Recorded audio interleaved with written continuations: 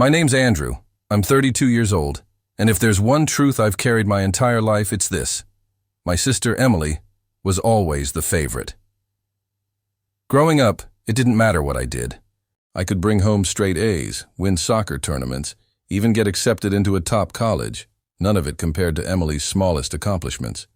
If she so much as drew a doodle in kindergarten, my parents hung it on the fridge for weeks.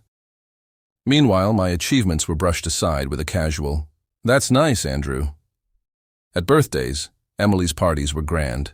Balloons, cakes, presents piled high. Mine?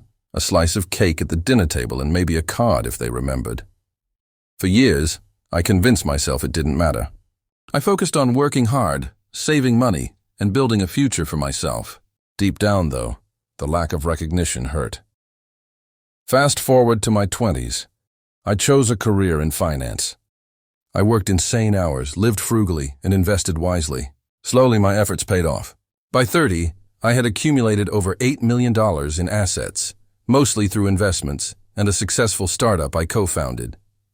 I didn't flaunt it. I didn't drive a flashy car or live in a mansion. My parents never asked much about my life anyway, so I kept it private. Emily, meanwhile, relied heavily on my parents. They helped her buy a house, funded her vacations, even paid for her wedding. I stayed silent, watching them pour everything into her while pretending I was fine.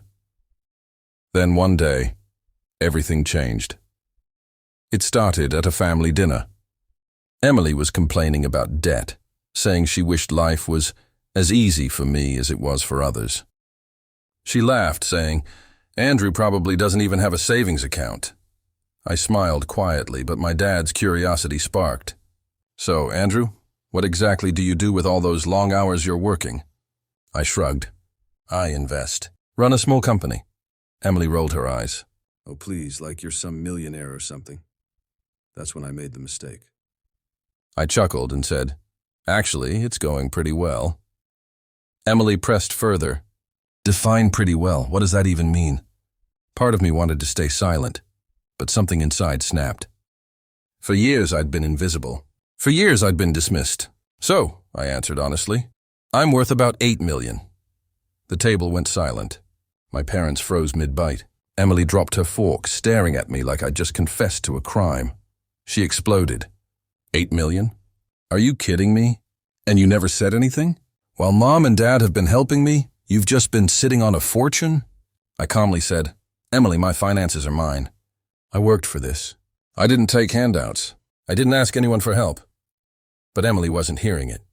She ranted for nearly half an hour, accusing me of being selfish, of hiding money from the family, of making her look bad. She even said I owed it to her, because she was the one who always made Mom and Dad proud. That line hit me hard. Always made them proud? I had spent decades trying, only to be overshadowed every single time. My mom finally spoke up, and instead of defending me, she said, "Andrew, you could have told us. We could have helped Emily with her debts if we'd known you had extra." I stared at her in disbelief. "Extra? Mom, this isn't extra. This is my life's work. You've supported Emily endlessly. You gave her money, time, attention. I never asked for any of it. And now you expect me to hand over what I've built?" My dad tried to calm things down, but Emily stormed out, slamming the door behind her. That night, I realized nothing I ever did would change the dynamic. My parents would always see Emily as the favorite, and me as the one who should quietly provide. Since then, Emily barely speaks to me. When she does, it's to demand her share. My parents keep hinting that I should help her out since she's struggling. But I've drawn my line. I worked for every cent. I sacrificed years of my life, and I refuse to hand it over just because my family thinks my success should erase decades of favoritism. For once, I finally see things clearly. I may never have been the favorite child, but I'm no longer the forgotten one either, and maybe that's enough.